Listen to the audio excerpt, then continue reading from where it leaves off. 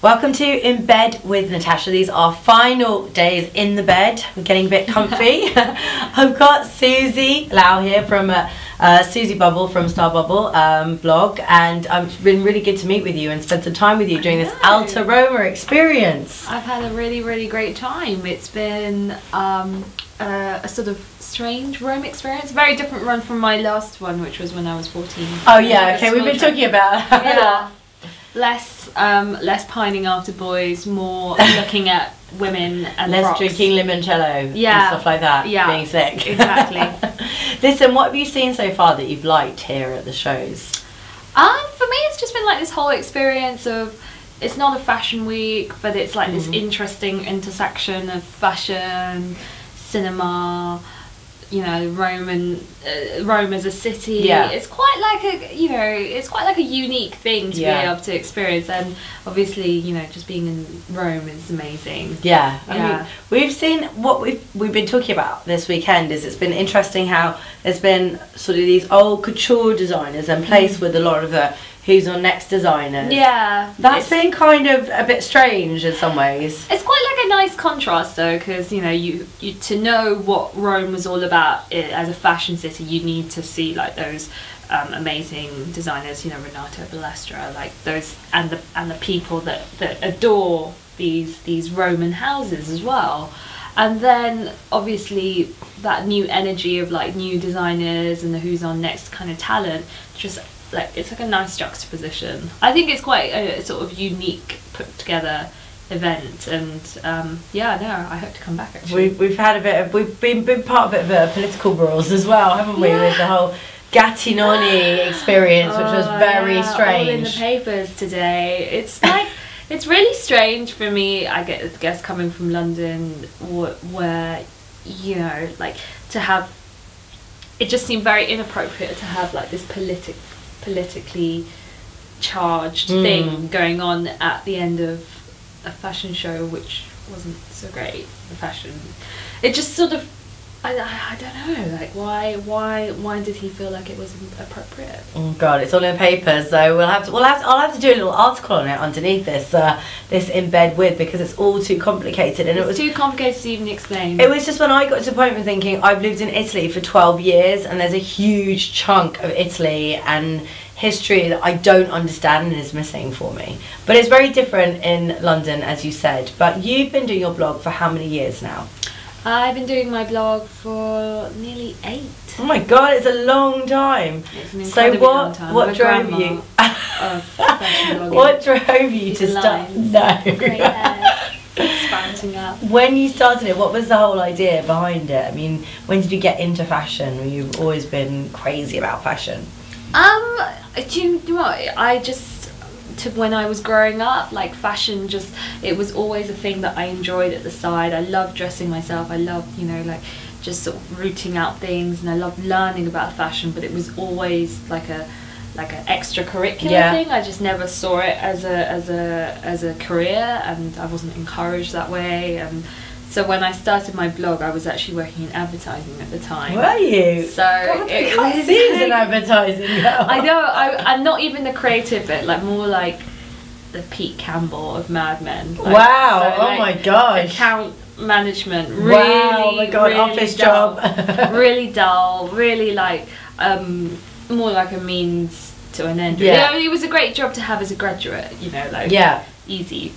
But not exactly fulfilling. So not inspiring. Not inspiring, exactly. So that's how I started the blog, and I started at the side, and I just never thought it would be anything. I always thought it would just be like this sad little hobby that I could just like do patchwork at home or something like that. Yeah, knitting a quilt or something like that. Cross stitch. Yeah, exactly.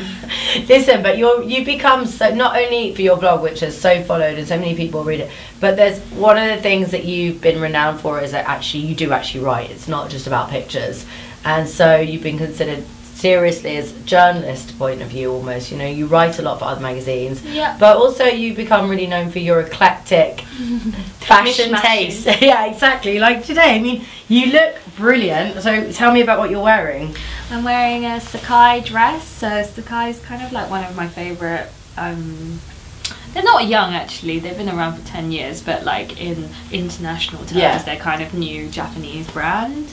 And then wearing some trousers by Another Stories. Yeah. The sort of That's good. So brand. so you believe in mixing up high street then as well? I'm definitely a mixer matcher. Like I like to keep a ratio of like 30% vintage or 30% design, 30%, you know, like just like a sort of very even mix. I never like to look too designery or, you know, just too one thing or the other.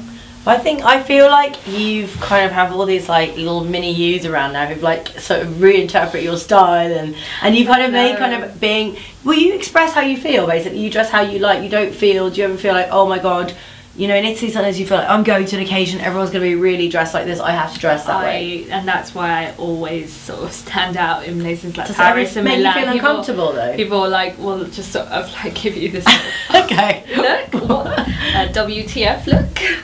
And you know, I don't like dress to like provoke. I do dress because, you know, these are the clothes that I personally feel comfortable wearing.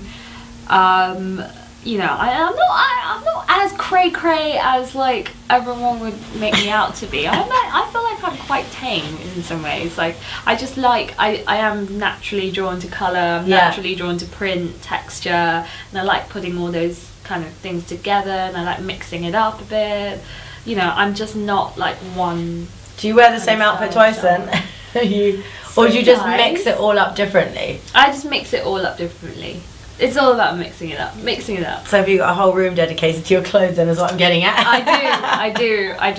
I've just moved house recently and it's a whole wardrobe room, but the frightening thing is it's pretty much full already, so I don't know what the future situation is going to be like for clothes. I think it's going to be a one in, one out kind of situation. Yeah. Like like a club night. Yeah, so you might end up doing little sales in there eventually when you get bored or something. Do you ever just like have a moment where you're like, I just have to get rid of this? I have like yard. I used to have yard sales in the old apartment, so like I cleared out and then I let all my sort of readers know. And one time there was like a queue around the block and my neighbours were really scared. They didn't know what was going on. So yeah, no, it's really fun to like kind of just get rid of things. I'm not super attached. So what do you think's like the future of your website, your blog, or what you're doing career-wise?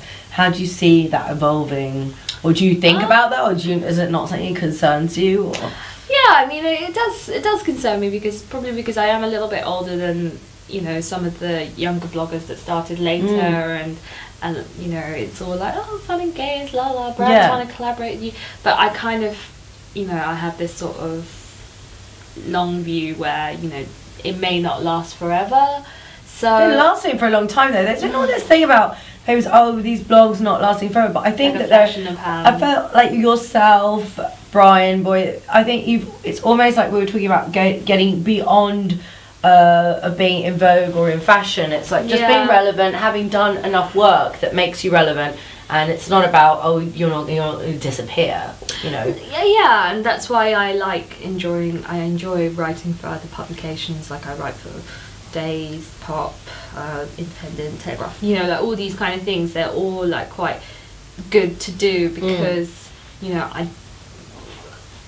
as bad as it sounds, you know, it's sometimes blogger can be a dirty word, and there are many people in the industry that still consider it a very dirty word. And not that I'm not proud of where I've come from, because I'm really proud of the site and what I've built. And weirdly, I never thought I would still be doing 8 years down the line, because I thought it would just be like a hobby that I got tired of and just moved on. But you know, I think it is really important to just think about what you're contributing to the industry. I don't want to be one of those people that just wants to take and take it all for granted.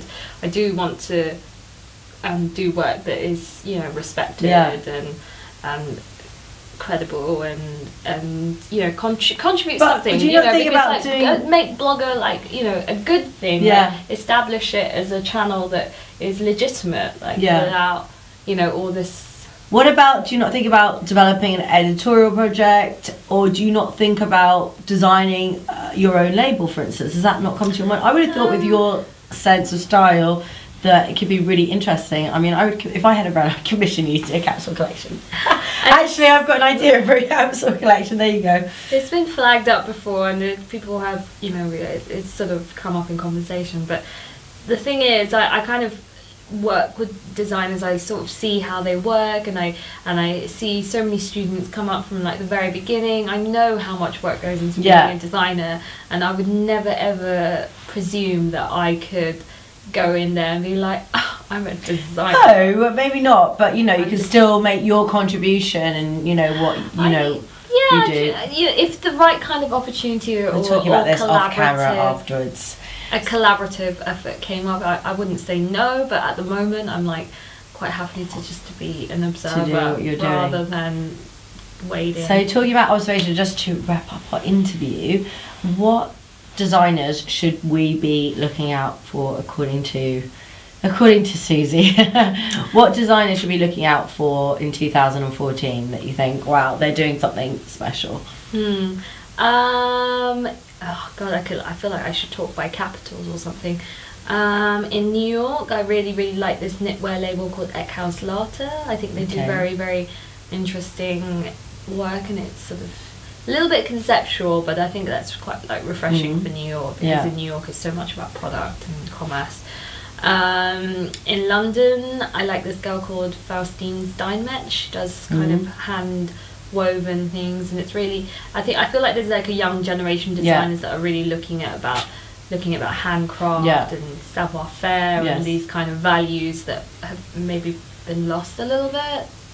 And then in Paris, I think for 2014, like we're going to hear a lot about Anthony Baccarello, because he's doing a new. I know you're sponsoring him. A collaboration with Versus, and he's a really good friend of mine, and I just think he's hugely talented. And he's not really new anymore. He's sort of fledged. Yes. He's gone. So, but it's nice to see that progression, because I remember his work from when he was a student. Yeah. So it's amazing. Great. Thanks so much for being on the bed. So we're looking out for Susie's style tips, basically. Thanks so much for that. Thanks so much for coming in bed with me today. Thank you. It's been a pleasure. We're going to have a little nap now. Bye. Thank you.